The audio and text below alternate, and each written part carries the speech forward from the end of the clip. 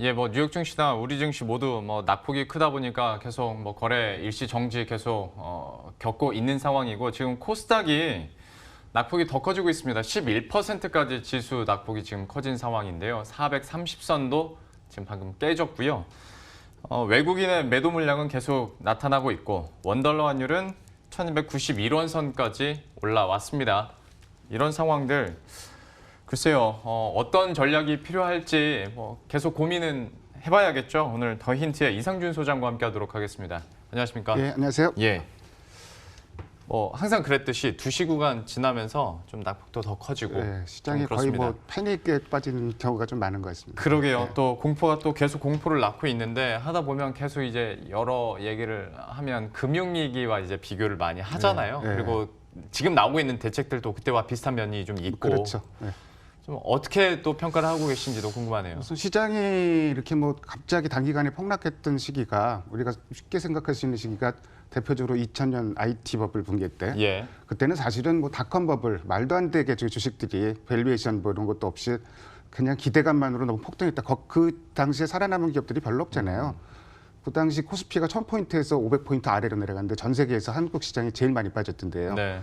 뭐 비교 대상은 아닐 것 같고 뭐 2011년 재정위기 또 미국 신용등급 강등 이런 때도 있었는데 그 기간이 워낙 짧았고 미국이 또 제일 먼저 돌아섰던 시기이기도 하고 아무래도 지금 많이 비교되는 거는 2008년 금융위기 특히 2008년 9월 달에 리먼 파산 이후에 나타났던 시장의 어떤 좀 패닉 현상이랑 현재를 비교하는 시각이 상당히 많은 것 같습니다. 예. 그래서 9월 15일이었는데 2008년도 그때부터 한 1년간 코스피 추이를 한번 그 살펴봤고 상대 강도를 예. 현재의 상대 강도를 비교해서 한번 좀 살펴봤어요. 그랬더니 제가 아까 그 좀 수정본을 넣었는데 어제 짜 빨간 선은 어제 짜고 오늘 짜면은 거의 낙폭은 지금 거의 비슷해졌습니다. 네. 거의 사태 발생 이후에 대략 한 40% 가까이 지금 하락을 하고 그 흐름 보면은 이번에만 정말 굉장히 많이 빠지는 것 같은데 그 당시 상황이랑 궤적이 상당히 유사하게 움직이고 있죠. 그러네요. 그래서 뭐 그 당시에 근데 그 문제가 됐던 점이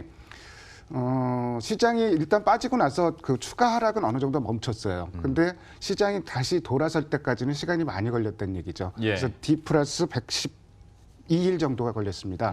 그러니까 시간으로 따지면 한 6개월 정도. 이게 그 코로나 사태가 1월 말쯤에 우리나라에서 발생하기 시작했으니까 그 설 연휴 이후에요. 예. 그렇게 보면은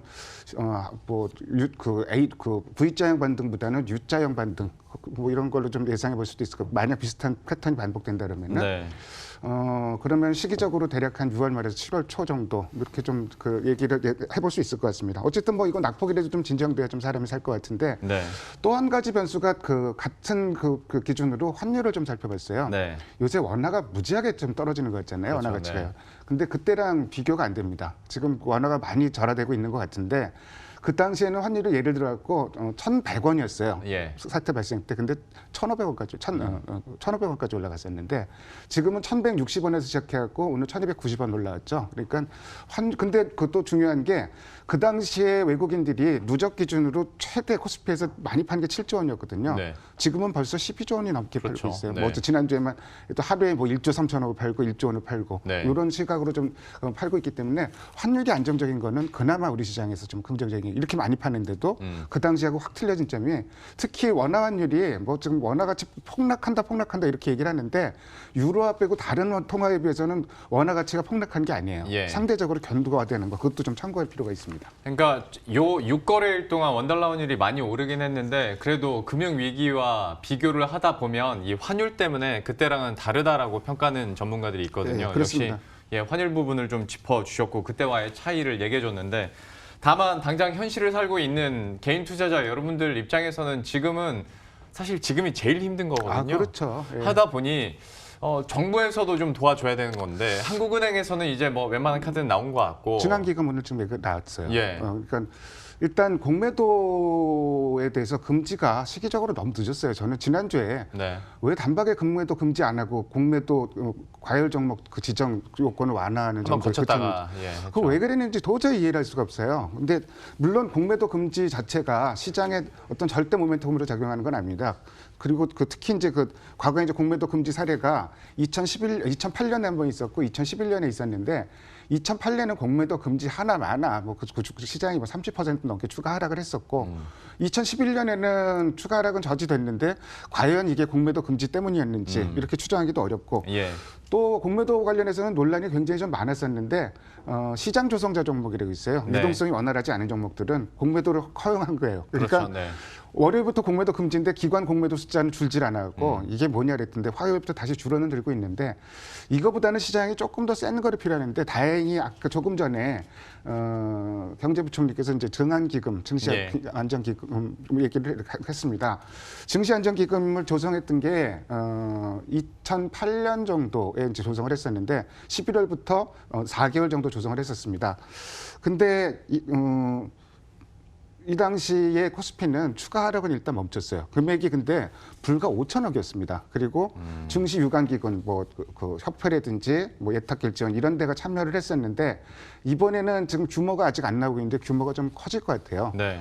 그 당시 규모가 5천억밖에 안 됐던 이유는 그러니까 그 금융기관에서 은행에서 참여를 할 수가 없었어요. 왜냐하면 네코가 적자인데 그 참여할 겨를이 없습니다. 근데 지금은 금융기관들이 자산 건전성이 굉장히 좋기 때문에. 네.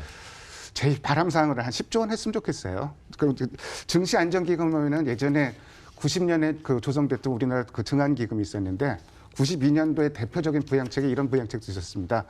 날짜도 안 잊어먹겠는데 8월 24일 모든 기관에 대해서 일별로 순매수를 해라. 파는 것보다는 사는 게 많아야 된다. 그리고 체크를 합니다 매일. 아 그래요. 그런 강력한 약간 그래서 공산국가 느낌인데. 날짜를 제가 왜 안 잊어먹냐면은 예. 8월 24일인데 그 조치를 빨리 사 조치라고. 그때 맞들 얘기했었거든요. 아 빨리 사줬지. 그때 459포인트에서 그래서 그 시장은 1000포인트까지 올라갔어요. 근데 지금 그런 조치는 할 수가 없는데 그래서 증시 안정기금에 대해서 여러 가지 뭐 설왕설래 많지만 저는 시장 안정에 결정적인 역할을 할 수 있을 거라고 좀 기대를 한번 해보고요. 예. 세제 혜택 같은 경우도 조금 좀 고려를 해볼 만한 게 아닌가. 근데 이제 두 가지는 저는 하나만 한 거로 보는데 개장 시간 단축하는 거. 이건 뭐 변동성만 들리지 시장 그 뭐 어떤 낙폭 줄이고 이런 데는 도움 안 되는 거로 보여지고요. 네. 그다음에 가격 잠폭 축소.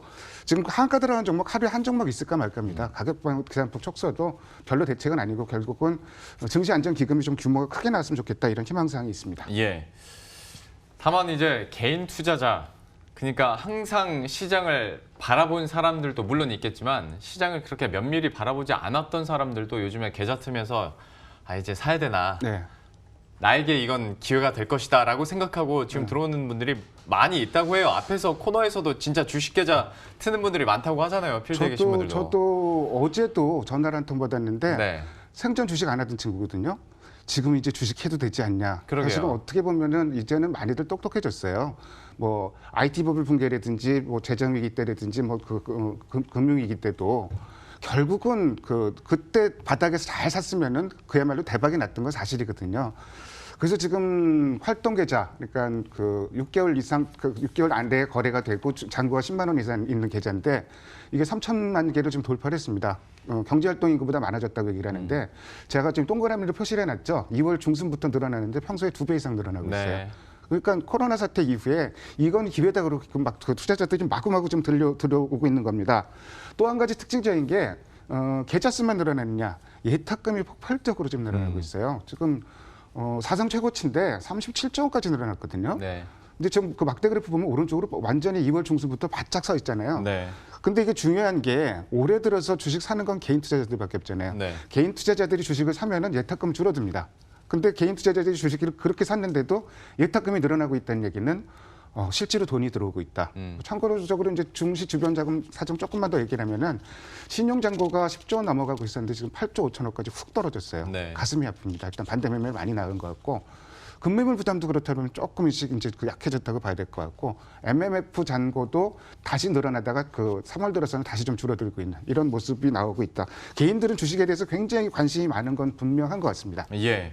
그러면 그 개인 투자자들에게 현 시점에서 투자 전략을 어떻게 세워야 될지 막상 진짜로 돈을 넣어야 되는 타이밍이 오면 이건 지금 분위기로 봤을 때 또 얘기가 달라질 것 같아서 저희가 굉장히 아쉬운 것 중에 하나가 만약에 예를 들어서 뭐 9.11 테러라든지 뭐 우리나라에서 가장 많이 빠졌던 사례가 9.11 테러 때하고 또 그 금융실명제 실시 때 전 종목 하한가를 쳤던 때인데 네. 그럴 때는 단기적으로 쇼크에서 벗어나면서 V자 반등이 나와요. 근데 네. 지금은 그런 상황이 아닌데 개인 투자자들이 너무 빨리 들어왔어요. 그래서 제가 시장이 본격적으로 이제 그 내리꽂기 시작한 2월 14일부터 코스피 추이하고 개인들은 그럼 누적해서 평균적으로 어느 정도 지수대에서 주식을 샀나 좀 살펴봤는데 네.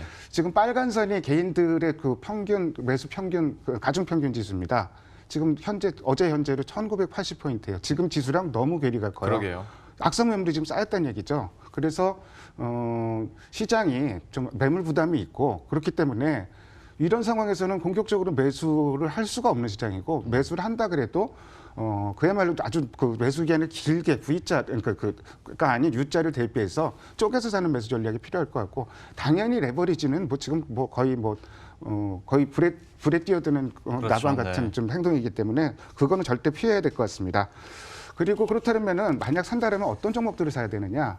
먼저 돌아설 종목들을 좀 사야 될 것 같아요. 우선 실적 추정치가 더 이상 나빠지지 않거나 네. 오히려 좋아지는 종목들. 예. 그런 종목들. 또 업종 중에서는 유일하게 좀 쌍끌이가 나오고 있는 게 코스피에서는 의약 업종. 네. 뭐 대표적으로 셀트리온, 삼성바이오로직스 이런 네. 종목들이고요. 그리고 지금 그 소매 업태별로 보면은 다 짐작은 했겠지만 백화점, 편의점 2월 매출이 두 자릿수로 좀 줄었습니다. 반면에 두 자릿수로 늘어나는 건 온라인 매출. 그러면은 온라인 그 판매 대행하는 PG 업체들 이런 쪽은 좀 우선적으로 봐야 될 것 같고 게임 업체들도 지금 모바일 게임이 엄청나게 다운로드가 된다 그러잖아요. 반면 이제 PC방 영업 제한 안 들어가니까 PC 게임은 좀 부진하고 그래서 네.